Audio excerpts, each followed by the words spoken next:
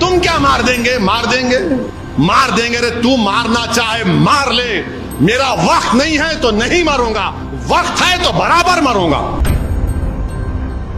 اور میں ان شیطانی طاقتوں سے کہہ رہا ہوں جو بولے مار دیں گے، ایک بات یاد رکھو، میں کوئی مرغی کا بچہ نہیں ہوں۔ ایک بات یاد رکھو، مرغی کا بچہ نہیں ہوں۔ بات کے حالات تم جانو، پھر میں اتنا آسانی سے جانے والا نہیں ہوں، پیٹھ نہیں دکھاؤں گا انشاءاللہ تعالی۔ تم کیا، تمہارے باپ بھی آ جائیں گے تو سامنے ٹھہروں گا میں انشاءاللہ تعالی۔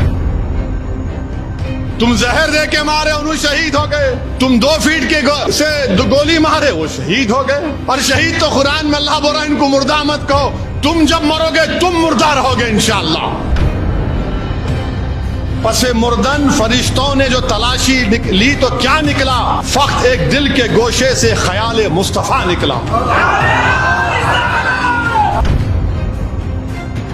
تمہاری نسلیں فنا ہو جائیں گے، ہم فنا نہیں ہوں گے، ہم ایک گھر سے دوسرے گھر کو منتقل ہوتے۔ میری زندگی کا مقصد تیری دین کی سرفرازی، میں اسی لیے مسلمان، میں اسی لیے نمازی۔ میں اتر پردیش گیا، مختار انصاری کے گھر کو گیا، تو اس کے بعد سے سوشل میڈیا پر یہ تمام کے تمام بانکڑے پہلوان شروع ہو گئے، تیرے کو مار دیں گے پورے کے پورے۔ ارے بھائی، میں اخلاق کے گھر کو بھی گیا تھا، میں جنید اور نصیر کے گھر کو بھی گیا تھا جن کو زندہ جلا دیا گیا گھاٹ میکا کے۔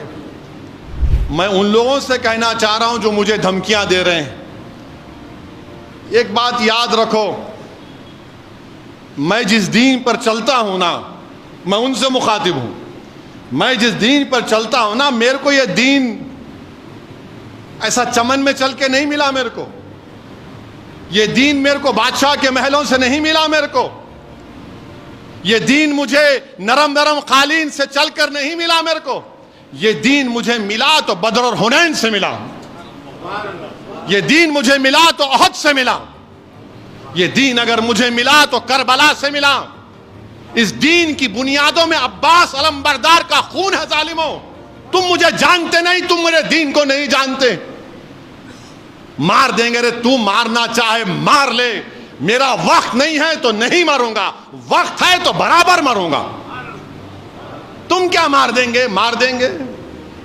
ارے ظالموں، قرآن میں اللہ لکھ رہا ہے کلو نفس ذائقۃ الموت، اور میں ان شیطانی طاقتوں سے کہہ رہا ہوں جو بولے مار دیں گے، ایک بات یاد رکھو، میں کوئی مرغی کا بچہ نہیں ہوں۔ ایک بات یاد رکھو، مرغی کا بچہ نہیں ہوں۔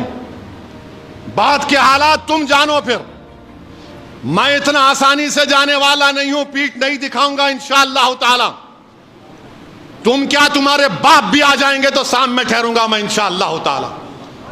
مگر یاد رکھو، مومن فنا نہیں ہوتا، مومن فنا نہیں ہوتا۔ اب کیسے نہیں ہوتا؟ موت کیا ہے؟ زندگی اور موت ایک حقیقت ہے نا؟ زندگی اور موت کے درمیان میں ایک حجاب ہے۔ تو ایک گھر سے دوسرے گھر کو جائیں گے آپ، تو فنا کیسے ہوئے؟ ایک گھر سے دوسرے گھر کو جا رہے آپ اور ہم، تو فنا کہاں سے ہوئے؟ تم فنا ہو جاؤ گے، ہم فنا نہیں ہوں گے انشاءاللہ تعالی۔ تمہاری نسلیں فنا ہو جائیں گے، ہم فنا نہیں ہوں گے، ہم ایک گھر سے دوسرے گھر کو منتقل ہوتے۔ مستدراک ایک حدیث کی مشہور کتاب ہے۔ عمر بن عبدالعزیز رضی اللہ تعالیٰ عنہ کہتے ہیں کہ آخرت کی زندگی کی تیاری کرو، مومن فنا نہیں ہوتا، وہ ایک گھر سے دوسرے گھر کو جاتا، ایک گھر سے دوسرے گھر کو جاتا ہے۔ تو موت سے ڈرنا نہیں ہے، مگر ڈرنا اس بات سے کہ موت کے بعد کیا ہوگا۔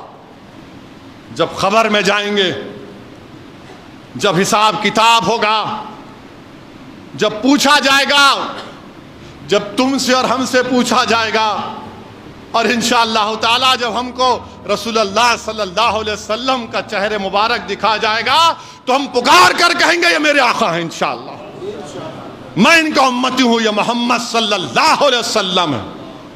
ہم ایک گھر سے دوسرے گھر کو منتقل ہوتے۔ مارنا ہے مارو، کیا کرنا ہے کرو، تم زہر دے کے مارے انہوں شہید ہو گئے،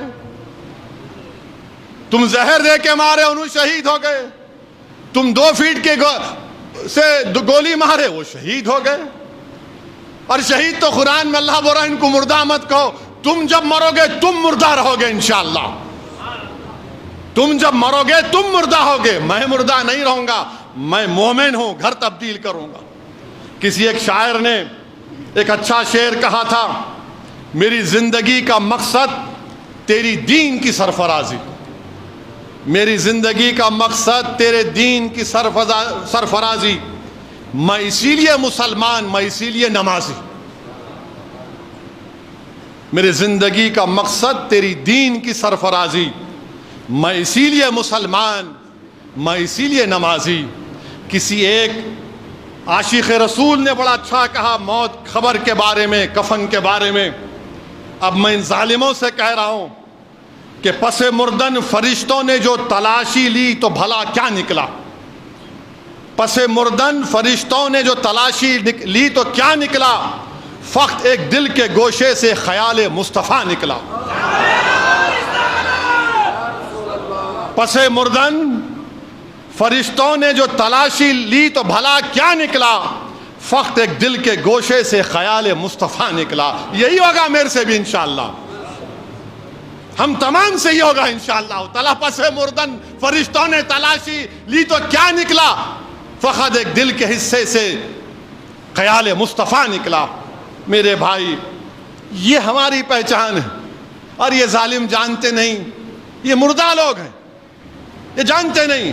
ایک صحابی رسول تھے ابو سعید خثیمہ رضی اللہ تعالیٰ عنہ، ضعیف ہیں، بیٹا بدر میں شہید ہو گیا، احد کی جنگ ہے، رسول اللہ صلی اللہ علیہ وسلم کا جا کر عرض کہتے رسول اللہ صلی اللہ علیہ وسلم آپ میرے لیے دعا کریے۔ اللہ کے رسول صلی اللہ علیہ وسلم پوچھتے ہیں کیا دعا کرنا چاہیے؟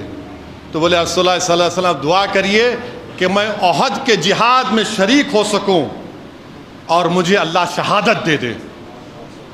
اور بولتے ہیں کہ جب جنگ بدر ہو رہی تھی تو میرے اور بیٹے میں یہ بحث ہوئی کہ میں جاؤں گا، تو ہم دونوں نے ڈرا کیا، خورا کیا، بیٹے کا نام اٹھا، بیٹا شہید ہو گیا الحمدللہ۔ اور کہتے ایک ضعیف باپ کہتا ہے رسول اللہ صلی اللہ علیہ وسلم میں نے رات میں اپنے بیٹے کو خواب میں دیکھا جنت میں، اور کہہ رہا ابا جان جلدی آؤ میں آپ کا انتظار کر رہا ہوں۔ ارے ظالموں، ہم کو اسلام ایسے ملا۔ اللہ کے رسول صلی اللہ علیہ وسلم ان کے لیے دعا کرتے ہیں، وہ شہید ہو جاتے ہیں۔ حضرت انس رضی اللہ تعالیٰ عنہ احد کی جنگ میں ایک اور واقعہ کہ ایک صحابی رسول آ کر رسول اللہ صلی اللہ علیہ وسلم عرض کرتے ہیں یا رسول اللہ صلی اللہ علیہ وسلم میری صورت اچھی نہیں ہے، میرے وجود سے تھوڑا بدبو آتی، کیا اگر میں کل شہید ہو جاؤں تو اللہ کیا دے گا مجھے؟ اللہ کے رسول صلی اللہ علیہ وسلم فرماتے ہیں اگر تو جہاد میں شہید ہوگا تو اللہ تجھے جنت دے گا، تو شہادت کے اعلیٰ مقام پر پہنچے گا۔ وہ جنگ میں حصہ لیتے، شہید ہو جاتے، جب ان کی لاش کو دیکھتے ہیں تو چہرہ نورانی ہو جاتا، جسم سے خوشبو آتی ہے، اور رسول اللہ صلی اللہ علیہ وسلم فرماتے ہیں کہ جنت کی حوریں اس کے استقبال کے لیے کھڑی ہوئی ہیں۔ تم ہم کو مارتے مارو پیارے، کون روک رہا تم کو؟ میری زندگی اللہ لکھ دیا ہے جب میں اپنی ماں کے پیٹ میں تھا، میری ذلت، میری عزت، میری رزق، سب چیز اللہ لکھ چکا ہے، تم کیا لوگے مجھ سے؟ ارے یاد رکھو دنیا میں رہیں گے تو غازیوں کی طرح رہیں گے، یا پھر موت آئے گی تو شہادت کو پسند کریں گے، اور حشر کے میدان اپنے ماں